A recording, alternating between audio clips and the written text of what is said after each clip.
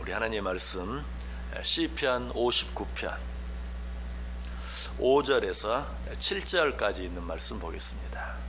시편 59편 5절에서 7절까지 우리 다 같이 한 목소리로 읽습니다. 주님은 만군의 하나님 여호와 이스라엘의 하나님이시오니 일어나 모든 나라들을 벌하소서. 악을 행하는 모든 자들에게 은혜를 베풀지 마소서. 셀라. 그들이 점으로 돌아와서 개처럼 울며 성으로 두루 다니고 그들의 입으로는 악을 토하며 그들의 입술에는 칼이 있어 이르기를 누가 들으리요 하나이다. 아멘. 우리 어제 아침에 5절 말씀 가지고 시인이 악인들을 벌하여 달라고 기도한 내용 5절 말씀 생각해 보았죠. 주님은 만군의 하나님 여호와 이스라엘의 하나님이시오니 일어나 모든 나라들을 벌하소서. 악을 행하는 모든 자들에게 은혜를 베풀지 마소서. 자, 이렇게 기도한 후에 계속해서 시인은 어떻게 하고 있습니까? 그들의 악한 행위를 구체적으로 하나님께 고발하고 있어요.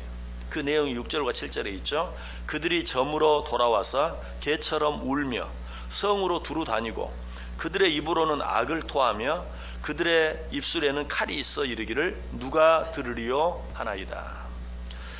자, 여기 악한 자들이 행한 악행들을 지금 하나님께 고발하고 있는데 그 내용 가운데 가장 중요한 내용이 무엇인 것 같습니까? 6절과 7절 내용을 전체적으로 천천히 읽어보면 그 내용은 다른 것이 아니라 입술로 저지르는 악한 행위, 말로 저지르는 악한 행위에 대해서 하나님께 고발하고 있는 것을 보게 돼요. 입으로 악을 토한다. 그 입술에는 칼이 있어서 그 입술의 말로 상대방을 찌른다라고 이야기하고 있는 것이, 우리가 시편을 생각하면서도 벌써 악한 자들의 모습에 대해서 여러 가지 생각해 보았어요.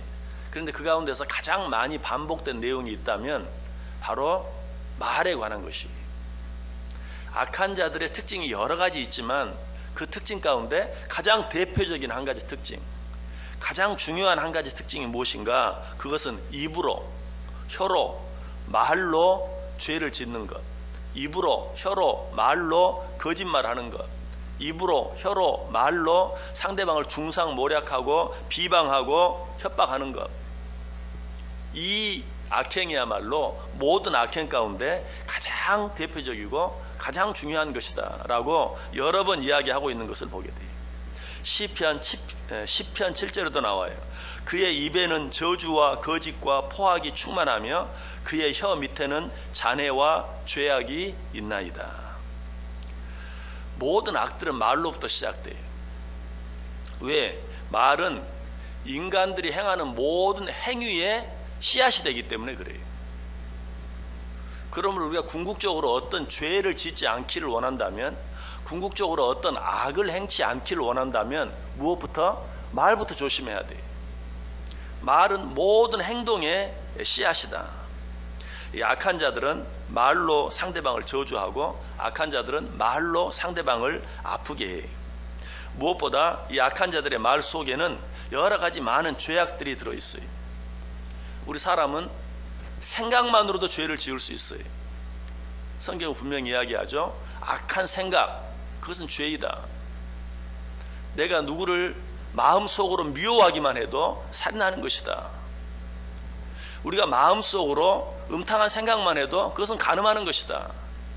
생각만으로도 죄를 지을 수 있어요. 하물며 말은 어떻겠어요?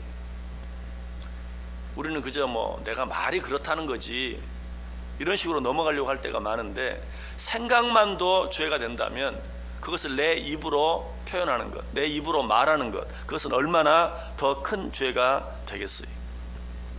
그러므로 우리는 매사에 말을 조심할 수 있어야 돼요. 이 세상에서 가장 무서운 것은 다른 어떤 것이 아니라 말이, 그러므로 우리가 이 세상을 살면서 가장 조심해야 할 것도 다른 어떤 것이 아니라 바로 말이. 잠언 18장 21절은 뭐라고 말합니까? 죽고 사는 것이 혀의 권세에 달렸다. 죽고 사는 것이 혀의 권세에 달렸다. 혀는 아주 작은 것이, 그러나 그것이 한 사람을 죽이기도 하고 살리기도 한다.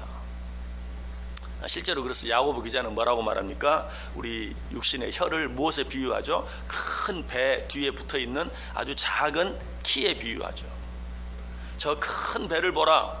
저 큰 배가 어떻게 그 방향을 때로는 오른쪽으로 때로는 왼쪽으로 트는지, 그 배 뒤에 붙어있는 아주 작은 키 하나로 그 큰 배가 오른쪽으로 가기도 하고 왼쪽으로 가기도 하는 것 아니냐.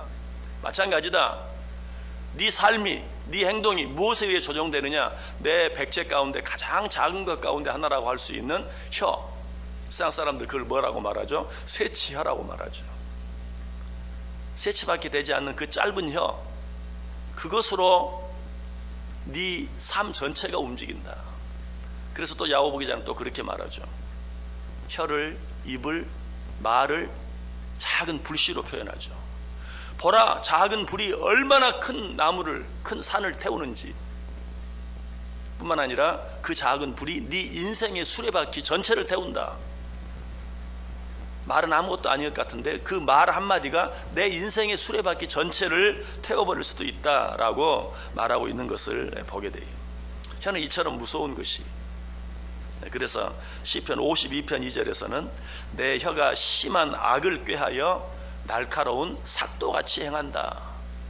날카로운 삭도.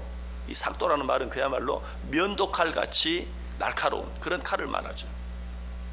내 말이 날카로운 삭도와 같다. 여러분, 칼을 쓸 때는 마땅히 조심해야죠. 우리 입술이, 혀가 날카로운 삭도와 같다면 얼마나 우리의 입을 조심하며 살아야 하겠어요. 또 한 가지, 우리의 입이, 우리의 말이 무서운 것은 세상의 다른 모든 것들은 우리의 육신만 죽일 수 있어요.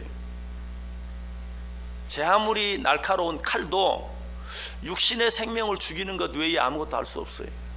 그러나 말은 어떤가? 영혼까지 죽일 수 있어요. 얼마나 무서운지 몰라요. 제 아무리 무서운 무기도 우리의 육신의 생명을 죽일 수밖에 없지만 말은 우리의 영혼까지 죽일 수 있다. 이것이 무서운 것이. 그러므로 우리는 우리의 말을, 우리의 입을, 우리의 혀를 무엇보다 더 날카로운 칼보다도 더 무섭게 알고 더 조심할 수 있어야 된다. 자, 그런데 어떻게 말을 조심할 수 있을까? 사람들이 말을 조심하지 않는 이유가 뭘까요? 하나님이 듣지 않는다고 생각하기 때문에 그래요. 하나님을 믿으면서도 내가 말하고 그냥 그것은 사람의 귀에 들리는 것으로 끝나고 하나님의 귀에는 들리지 않는 것처럼 생각해요. 오늘 본문도 그 사실을 분명히 이야기하고 있어요. 7절 보세요. 그들의 입으로는 악을 토하며 그들의 입술에는 칼이 있어 이르기를 누가 들으리요? 내가 말했지만 누가 듣겠냐? 여기서는 하나님을 말하는 것이,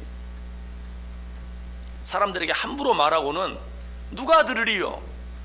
하나님이 내가 이 세상에서 말한 것을 어떻게 알겠느냐? 그러므로 함부로 말하게 되는 것이죠.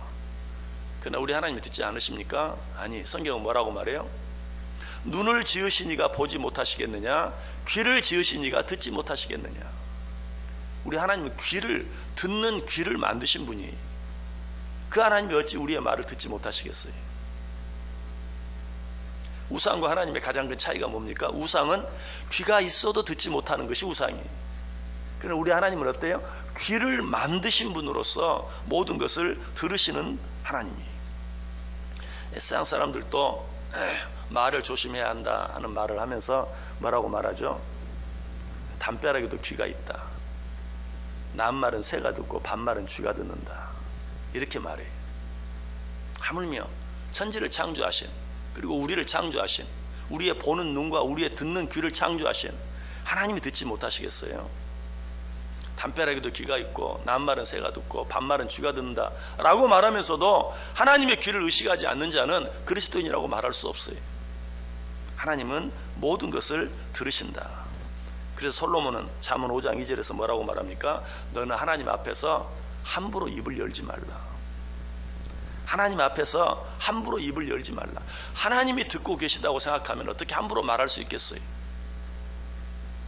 우리가 그 사실을 인정하지 않기 때문에 함부로 말하고 그러다가 실수하는 것이죠. 그러므로 우리는 하나님 앞에서 마땅히 말을 조심해야 돼. 그런데 말을 조심하는 것, 벌써 여러 번 말씀드렸지만 내가 말하면서 생각하면서 말해야지, 조심하면서 말해야지, 그렇게 한다고 되는 게 아니. 여러분 음식을 먹다가 여러분 혀를 깨물 때가 있죠. 깨물고 싶어서 깨무나요? 아니. 그리고 한번 깨물리면 어때요? 조심합니다. 조심한다고 안 깨물어지나요?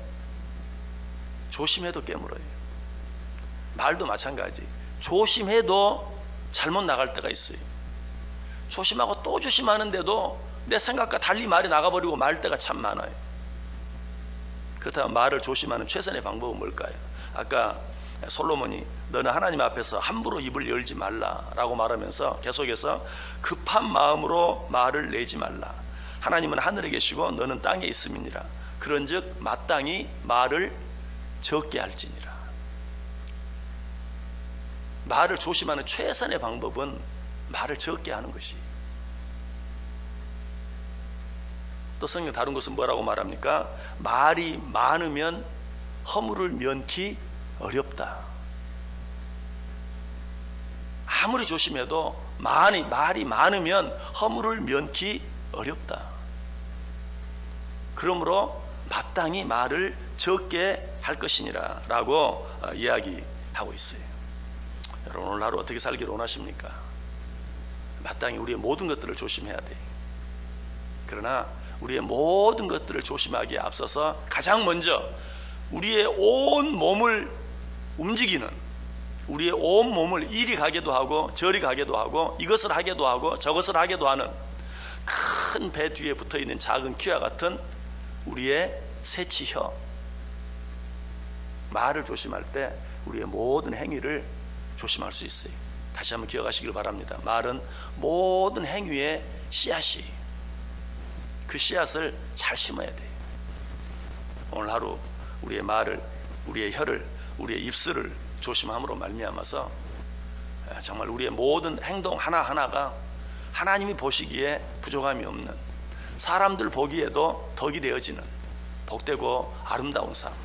성경은 사람은 누구나 그 혀의 열매를 먹게 되어 있다고 그랬어요. 하나님이 기뻐하시는 대로 말하고 또 행동함으로 정말 그 혀의 열매를 맺을 수 있는, 하나님이 약속하신 그러한 복된 삶을 살아갈 수 있게 되기를 주님의 이름으로 간절히 축복합니다. 기도하겠습니다.